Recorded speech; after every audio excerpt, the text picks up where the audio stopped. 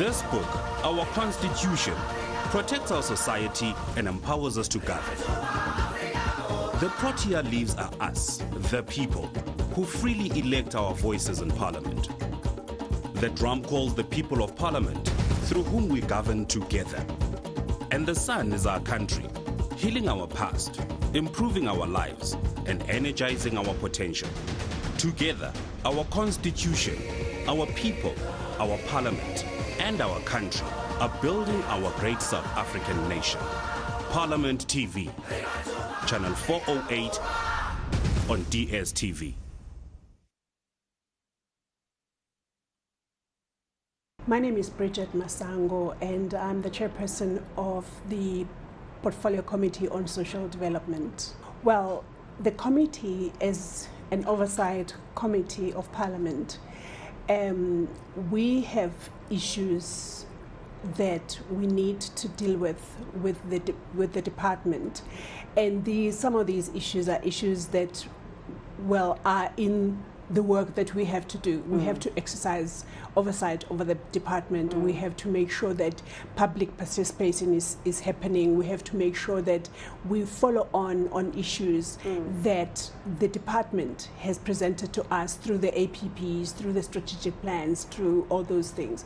But issues that have stood out from especially the Sixth Parliament are the issues where we are seeing more and more people becoming the clients of the department because of the unemployment that is happening. More and more people are joining the queues of the grants at the South African Social Security Agency, which is the agency that reports to this department. We are also seeing a situation where the children there are more numbers of children that are falling, prey of the malnutrition. We having children that are stunted. We having children that are even dying as a result of malnutrition. And so those are the issues that we are so excited. We were so excited when the minister said, look, I'm here now. And also we want to make sure that the key positions in the department and its entities are filled so that we can have, warm bodies that are going to attend to these issues that we will raise very sharply. And the minister has very kindly, or actually excitedly for us, said that, guys, I'm here to do the work. Let's work together. You will exercise your oversight. I will make sure that I do my part as well. We actually have a meeting, some kind of an induction workshop that we have, where we are putting in place with the Secretariat of the Portfolio Committee in Parliament, and that is meant to do exactly that. That we have a huge responsibility as members of Parliament and as a committee in particular, and so.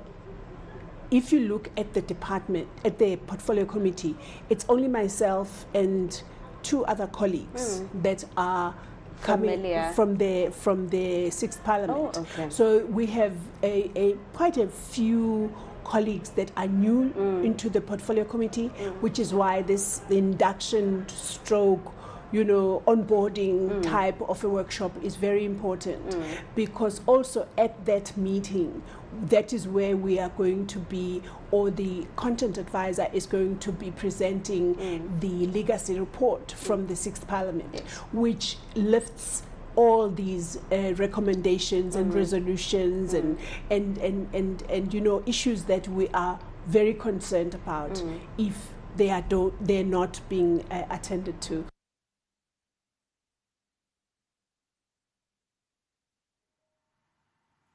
Dumelang, and welcome to Parliament TV on DSTV channel 408 and Parliament YouTube channel. Coming to you live from Parliament TV studios on the Parliamentary Precinct right here in Cape Town. Now remember to join the conversation on our social media platforms at Parliament of RSA and let us know what you think about the work of Parliament. It is, of course, your Parliament, your voice, your future.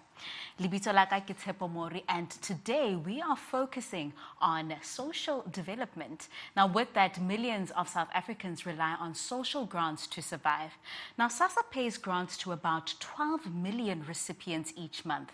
The total amount paid per month is approximately 22.4 billion rands. Now most receive their money through bank accounts, including via Postbank. Now, since 2012, the Gold Card has ensured safe access, and in September 2024, Postbank introduced the Black Card to improve security. Now, delays in the rollout have caused anxiety, but the Reserve Bank has stepped in to protect beneficiaries and maintain trust in the payment system. The Portfolio Committee on Social Development oversees Sassa, ensuring that grant payments are reliable, accessible, and secure for all South Africans. And joining us in studio is Ms. Bridget Masango, the chairperson of the committee, to unpack the latest on the Sassa card payments and what beneficiaries need to know. Chair, thank you so much for joining us on Parliament TV again. Thank you so much for having me again. It's always a pleasure, Chair. Let's jump straight into it. If you could just give us a brief background on why Sassa beneficiaries had to migrate from the Gold Card to the Black Card. Right. This actually goes back to when the Reserve Bank, South African Reserve Bank, detected that there were breaches on the cards. And then as the regulator, then they had to raise this issue with the Postbank. And then the rollout of the switching of cards from the gold cards to the black cards ensued in earnest. And then, so in that process, things were falling between the cracks.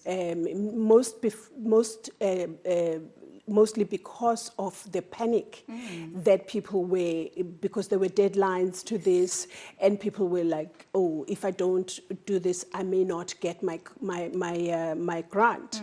So that process happened. And they had to be beefing up of capacity in those points where people had to go to renew their cards and get the new ones. And so it became clear very quickly that the capacity was not up to scratch, and then there was, beefing up of that capacity. And then we got information from the Reserve Bank that the switching of cards had to be suspended indefinitely. Okay. So if you already had your black card, go ahead and use your card. If you're still having your gold cards and you wanted to go and exchange it and switch it, just stick to it, hold on to it and use it. So both the cards are now available, are now operational as always. And so the grant beneficiaries can use either card they have to get their grant, yes. And now with that, Chair, then, how has the committee approached its oversight to ensure that this transition happens effectively and fairly? Right. Around 2024, there was a need. Okay, the relationship between Sassa and Postbank is founded on the master service agreement that was entered into by Sassa and South African Post Office way back. And then when this master service agreement was ceded to Postbank, you will recall a time when post offices were closing left, right, and center. And the actual relationship between Sassa and the South African Post Office was based on the fact that the South African Post Office had, a footprint in the most rural areas of South Africa where people could reach and get their money from the post office. And so when all these issues came to the fore and the South African Post Office had to close all these post offices, it then meant that the basis of the master service agreement is redundant, if I can use that word. And so that is why then when we had to go for the constituency period, which we are still in now, and we hadn't received any assurance from Sassa that when we come back and the master service agreement is expiring, because we've had presentations that say that the master service agreement will be terminated at the end of September 2025. But then we hadn't heard anything how this is going to affect the beneficiaries, if there is another service provider coming on board, or if what the beneficiaries have to do. Is it just going to be business as usual, even after the termination of the master service agreement? So we then took a decision to invite Sassa and to invite the Reserve Bank, because we needed the impact of the termination of the agreement and the impact of the suspended switching of cards on the beneficiaries come end of September, when the termination of the master service agreement becomes effective. So that is why we invited the department, the Reserve Bank, and Sassa today to this meeting. Unfortunately, the South African Reserve Bank did not attend the meeting. And the reason we got, because we now had to fix this while the meeting is going on. And the Reserve Bank was actually the first to present according to the agenda of the meeting today. So our secretary, then the committee secretary, had to keep liaising with them to find out if they're on their way. And unfortunately, they had thought that the meeting was going to be virtual. So, but obviously, when the invitation was sent out, it did say that we would meet at M46 today. So we, as the committee, we then resolved that we will still invite the South African Reserve Bank, because we still have to know from them, as the regulator, what impact, if any, is going to is going to be impacting the social grant recipients come the end of the master service agreement. We thought that let's invite everybody into one room and let's hear each version of all the stakeholders, how, because for us, at the center of all this are the 12 million grant recipients. Those are the people that brought us here to Parliament.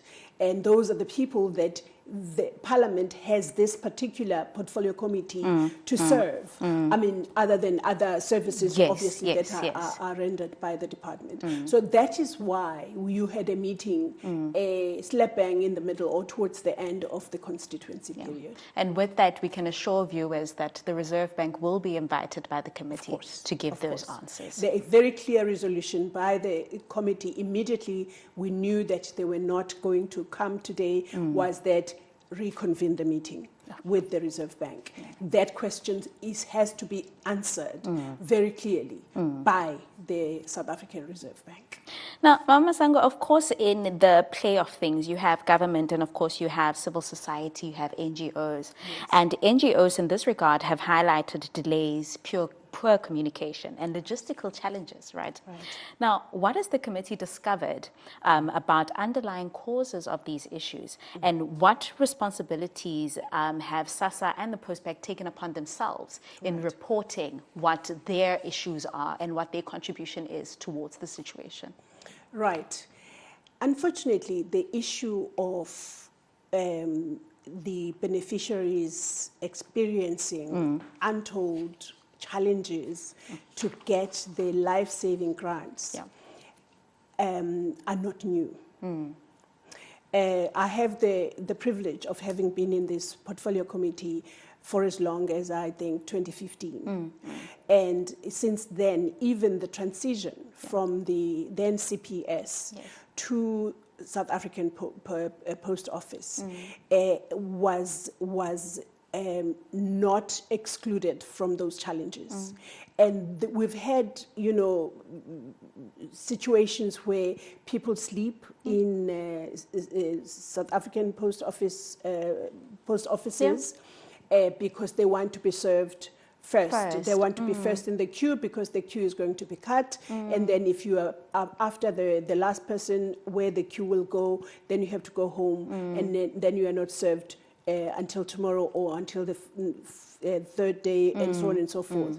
So the undertakings that we have received from Sassa are these, that the fact that 100%, and that was confirmed today, 100% of Sassa grants are paid into bank accounts, okay? Including Postbank, obviously. Yes. That should give the beneficiaries the comfort of knowing that they do not have to go and sleep anywhere. In fact, they could even choose from the date that the money is paid into the account. They don't have to go there on the day and empty the account because the money will be there for them. So that is one thing. But we all know, at least, that the capacity in Sassa offices is not up to scratch. In a recent APP, I believe, in a recent presentation or report that we received from Sassa, it was very clear to say they are operating at anything between 45 and 50%. Wow. So you cannot do that and not have a situation of long queues and not have a situation of panic and sheer just stress on the people that you are paying the grants. Because also, we need to take into consideration that the grant recipients are the vulnerable people. Yes, yes. They are people who have no other means of income. So they rely solely on these grants. So we also have been promised that with the money that now is being saved from not having the service provider that is Postbank, that money will be used to digitize to make sure that the offices, physical offices, are upgraded or renovated, that the architecture or ICT architecture is improved, that the gadgets, because also with the unfortunate reality of the corruption that is taking place in this space, Sassa also confirmed today when I asked them about the biometric verification that is now any application that is going to be made from the 1st of September. They have piloted it. Yes. They have detected any issues that came out of the pilot and so on and so forth. And so they will be fully, implementing it from the 1st of September and continue to obviously monitor it and see once the volumes are high, what happens to the system. But there is an ongoing, but I would say encouraging process that is underway to restore the dignity of the vulnerable South Africans that are receiving these grants, but also to restore the trust in Sassa. I wouldn't be surprised if there is a trust deficit between the beneficiaries especially, but also you spoke about the civil society organizations that are looking after the interest of the vulnerable people.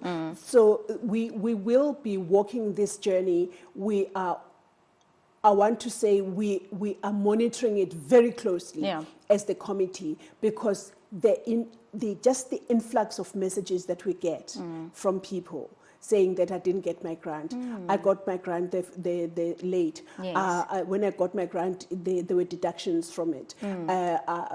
You know, all these stories, when you know that some of these people, due to unemployment being so high, all these grants are actually only, for some families, is the only income that they have to put food on the table. Masango, now you've spoken about vulnerable groups, and looking at them, how is the committee ensuring that their voices are heard and that their rights are protected throughout the whole process? Right. The vulnerable groups are represented, first of all, by the members of parliament. Yes. The constituency period that I'm talking about, that we are on now, we are very closely working in the communities. Yes, yes.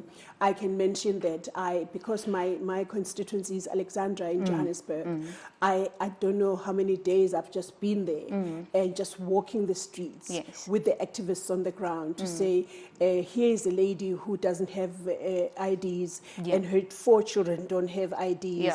Here's a lady who's, you know, all these things. So we are the first port of call when it comes to the vulnerable groups for their voices to be represented. But the vulnerable groups themselves have the civil society that is very active in South Africa, especially when it comes to older persons, to children, to persons with disabilities. We get on a daily basis, I don't know how many messages that are confirming things so that these civil society organizations can go back to the people. An example was a march yesterday of the older persons here at the steps of, on the steps of Parliament, because the voices of the vulnerable have to be heard on an ongoing basis.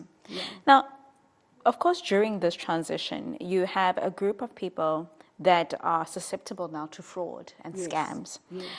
How is the committee then working to ensure that beneficiaries' money are safe and secured, to ensure that they do get the money that belongs to them, and that they're not scammed and they do not fall prey to predators that are out here? You know, we live in a society where cyber fraud is so rife. Yes. And South Africa is not alone in this. But obviously, if you have a budget as big as that of Sassa, we're talking about 22 billion rand, you said earlier on, a month that goes out to the 12 million recipients. So Sassa's systems have to be always beefed up and robust enough to be watertight against the cyber fraud and cyber security threats. And we had recently a situation where the 2 students found out about, especially the SRD grant, a fraud that was allegedly taking place. So all we are ensuring is that Sassa systems are beefed up. And now, at the moment, there is a regulated, if you like, or legal process of verifications that Sassa are doing on their own, where the grant recipients have to re-identify themselves. Because we live in an era where we could be paying ghosts, people that do not exist. So Sassa is on this issue of making sure that they do verifications where people have to now prove that they are themselves, and then they have to have all sorts of verification processes that take place.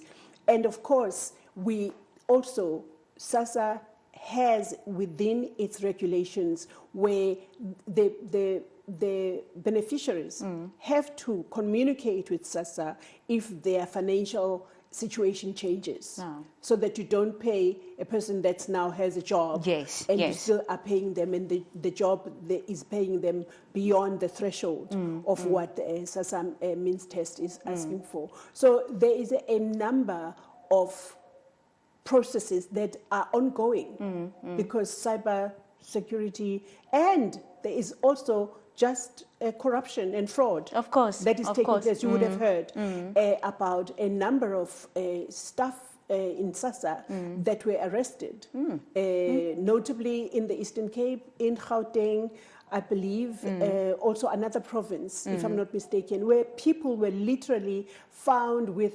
ID cards of people and all sorts of things. And so Sassa management were, there was whistleblowing information, and they actually were able to arrest those people. So we are working, Sassa is working with obviously the law enforcement agencies of the country to make sure that once those people are identified, then the law enforcement agencies take it from there. But it's a number of initiatives. But as the committee, we are watching this closely. We actually, because even the AGSA has been very, very scathing on the issue of fraud that is just making the money that belongs to the poor and vulnerable ending up in pockets of people who are employed by government, for example. Now, Masango, earlier we did say that people are going to be entitled to choose the bank that they want their money to be deposited in. Now, in that regard, how is the committee ensuring that the choice is respected in practice and that people are fully aware of their options? Right. Even this morning, and this has been ongoing with us saying to Sassa, calling for communication that is reaching the people.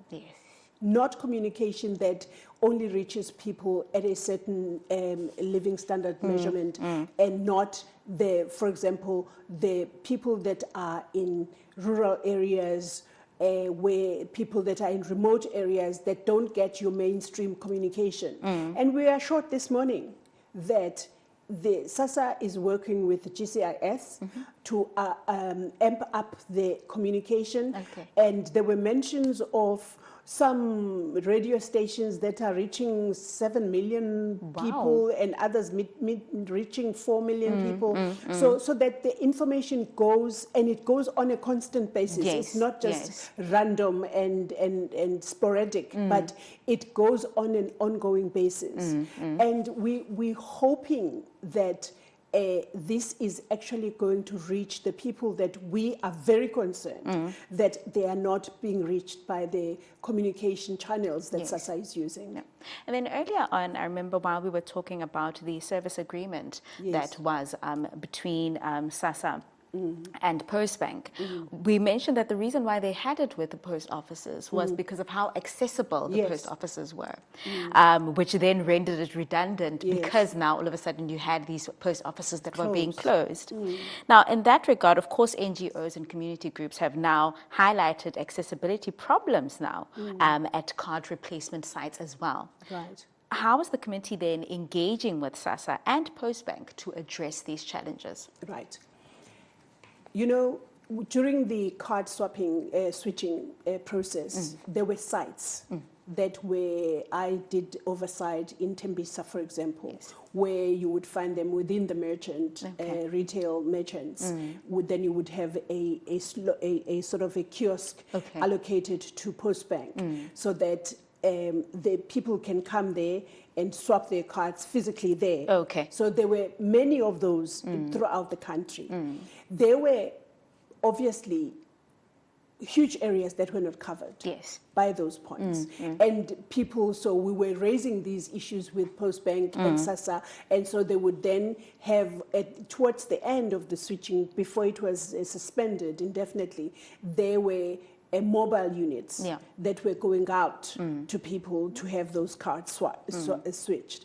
And we believe that should the switching be re-implemented, that kind of situation will return, because otherwise there will be massive numbers of people that will not be covered by the existing retail merchants. As you know, there are places that do not have those retailers, such as your Checkers and Pick n Pay, you know, and so on and so forth. So there will have to be mobile units that go to those areas for people to be able to switch their cards. Sassa itself has its own outreach processes where they go to a community, they identify a community that they will go to with other departments, such as your Department of Home Affairs for ID, so that people can apply for ID, so that they can access grants, and so on and so forth. So it's going to be an ongoing thing. But what is comforting, at least for me, is that the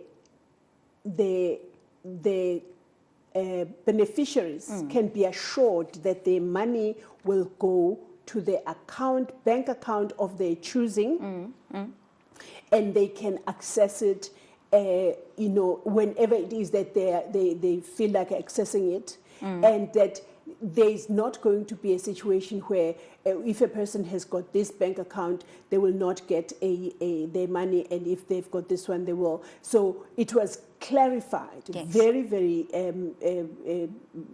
vigilantly this morning that every single beneficiary that is receiving a grant from Sassa has a bank account into which their money is being deposited for them to access it.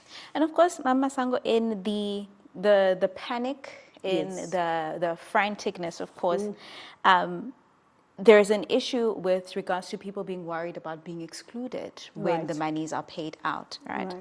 What reports then has the committee received or guarantees from the department, from Sassa itself, to assure the committee that they are working to prevent the potential exclusion of beneficiaries and ensure continuity of this transition and of payments?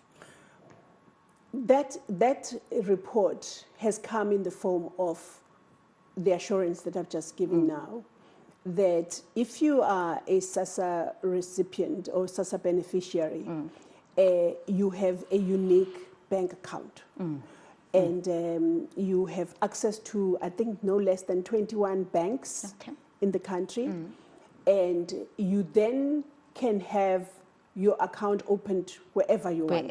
Well, all it needs is for you to submit at a Sassa office that bank consent form that says, me, Bridget Masango, I would like to receive my grant from Bank 1. And then that is processed without any questions asked.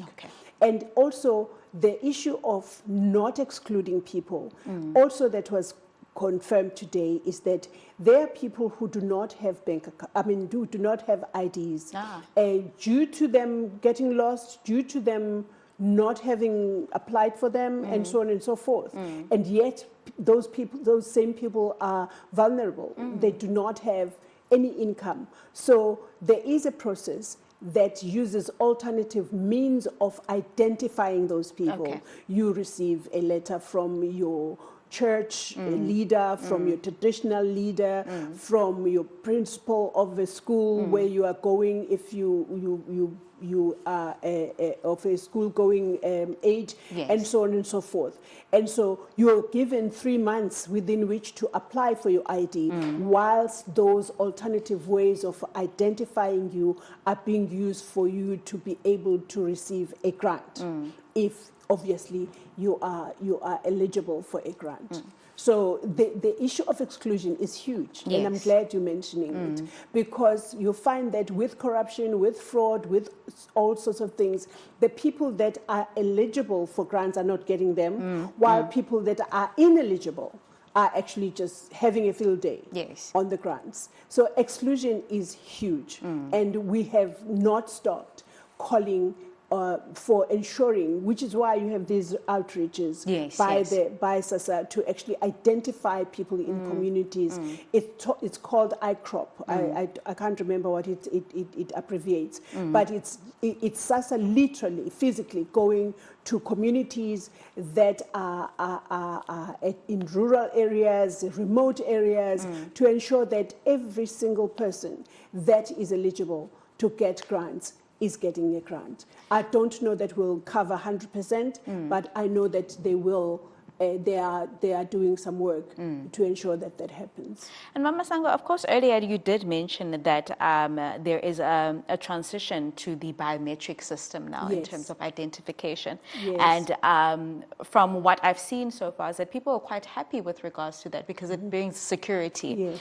And with that announcement, some of them were even of the opinion that this would even probably curb the issue of foreign nationals that are allegedly getting and benefiting from the Sassa grant. Right.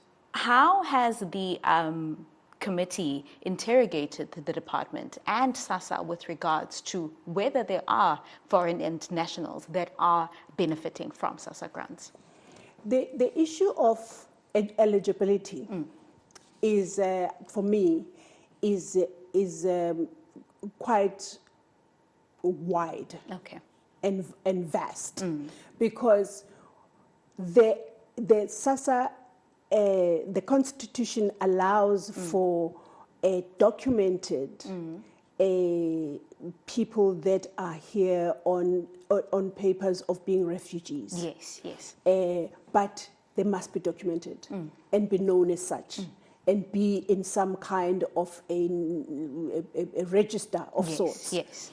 And so that is there is that issue that you must reproduce a document of you being a non-South African, but being here legally, and you are documented as such. But the fraud and corruption and ineligibility of receiving grants, there are even South Africans that are getting grants that are, as the AGSA said some time ago, and probably still saying, that there are people who are getting grants while they are employed by government, and as a result, then receiving beyond the threshold of the means test for people receiving grants. There are people that are doing work, that are doing business with government, that are getting grants. So this thing, when we are saying clean the system, we are saying clean it from anyone, from illegal and undocumented foreigners, but also illegal South Africans that have other means of income that are getting grants. Because if you clean the system, clean it for anyone. Yes. Because there are refugees that are allowed constitutionally to get grants. Okay. I was asking that on the back of the issue of foreign nationals and how people have been so invested in foreign nationals getting access to service delivery within South Africa. And then also on the back of that then, Chair, let's focus now on some of the concerns that beneficiaries have raised, right? Some of them have raised concerns about deductions from their grants, for example, funeral insurance. Does Sassa, or has it reported that it has agreements in place for such deductions? And how are beneficiaries informed if there are such agreements? Right. And fortunately, that point was also raised at the meeting this morning, just to confirm that Sassa has an allowed, if you like, a sort of threshold of how much is the limit that people can have deducted from their grants. But that is done with full consent of the grant beneficiaries, in that they do these verifications. I think they said it was a 4-point verification, just to make sure that it is the beneficiary has actually agreed that is what they would like on their grants. And then you have now a surge, if you like, of what used to happen before the South African Post Office took over, because then it was almost wiped out. There was nobody who could, make deductions out of a grant benefit, out of a grant. And now there are people who are or companies or people that are doing this illegally, where beneficiaries come back to Sassa now and say, I didn't give these people a permission to take money from myself. And Sassa was saying those must be reported. Yes. And then, of course, they will go now through all these verification points to see that these people really did not consent for these monies to be taken off their grants. And then every effort will be made that those people get their money back. And one of the honourable members this morning even said that she has been able to facilitate that those people get their money back. Because Sassa was like, we don't know how this money was taken. So they had to assist in making sure that whatever had happened is reversed so that people can get their money back. In that regard, of course, with the modernization and the digitization of money now, we use cards, we use our phones. You have elderly people who prefer cash. Yes. You want to see it, you want to count it, of course. you want to put it under your bed, if you may. But that's just how they are, right? Yes. Now, in that regard, does Sassa then have provisions to accommodate elderly members of society with this preference? And how are these arrangements managed? Right. You know, because you have to, I think they have to strike a balance between making sure that people and beneficiaries are not exposed to you know, muggings and all those things, and protecting their money. I gave an example this morning in as far as that is concerned. I have my mother is turning 95 next month. Wow. And so you can imagine that I'm either in Cape Town or I'm in Johannesburg, and she's in KZN. And so I thought, oh, let me just open an account for her. Yes. And she was like, no, I want my money in my hand. Do whatever you do. I want no account here. Yes. I want that money, because that is just how some people are. Of course. And I guess the more senior they are, the more they are adamant that their money must be in their hands, under the mattress, under, you know, everywhere. So we have Sassa also has what they call you know, what you call a person that you know, that you give permission to withdraw money for you. Okay. And this is why also, when they go to banks or to merchants and whatever, they withdraw the whole of it. True. Because they want it. That is true, yes. But what Sassa is saying is that at least we have made sure that we secure it until it's in the hands of the person. You know, it is safe in their account until they themselves are there in that shop, or are sending the procurators, people that do things on their behalf because of maybe of them being sickly, too elderly, too elderly, and so on and so forth. But that money is safe in an account, until a person withdraws it. And with that then, Chair, is the committee then planning on any oversight visits to assess firsthand how the card migration is going, how it's impacting beneficiaries? You did mention earlier that, yes, members are in the constituency period and doing that, of course, individually. Now, as the committee itself, is there any plan to go on oversight and to see firsthand what is the problem on the ground? Well, not preempting the meeting this morning, I can say that one of the members of the committee actually made an appeal or a proposal, if you like, to say, please, can we go and see, you know, what is going on there? And we obviously took that as a resolution, because other members as well agreed with her, because we need to see it. As you say, we do it on an individual basis, but it has to be done as if Parliament was doing it, because the committee represents Parliament wherever it is. Of course. So then we are making those plans to actually go to especially remote area, you know, where people get their money and they travel distances, insane distances, to those areas where they get their money.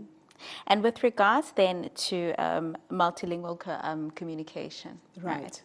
Now, earlier you did say that Sassa was reporting that there is communication on local radio stations, on TV and whatnot. Yes. Is the committee then satisfied that beneficiaries fully understand the migration process and their options? We are satisfied, but as one member earlier said, the only way you can know if the bridge works is when you cross it. And so we are waiting for the 1st of October for everything that we are assured today to take place. Okay. Because also we were told there is no transition. The money goes to the accounts. And all the accounts, all 21 of them, that the beneficiaries are getting their money from, will be working as if there was no... Even the minister even said, I want to assure this portfolio committee that the termination of the MSA is administrative, has nothing to do with implementation. Implementation has been going on all along, and the Postbank has assured everybody, in fact, that it doesn't matter whether there's an MSA in place or not. The clients of the Postbank will remain clients of the Postbank. So that for us is assuring. With everything said and done, Ms. Masango, the final question is, will grant beneficiaries get their money at the end of this month? All 12, around estimated 12 million grant beneficiaries will get their money come the 1st of October and other days. Yes. That was confirmed this morning by the Minister of Social Development, the Honorable Sisi Situlashe. Thank you so much for joining us. It's always a pleasure. It's my pleasure. And of course, that was Ms. Bridget Masango, and she is the chairperson of the Portfolio Committee on Social Development, providing clarity on the Sassa card migration and the measures Parliament is taking to protect millions of grant beneficiaries. That is about 12 million grant beneficiaries.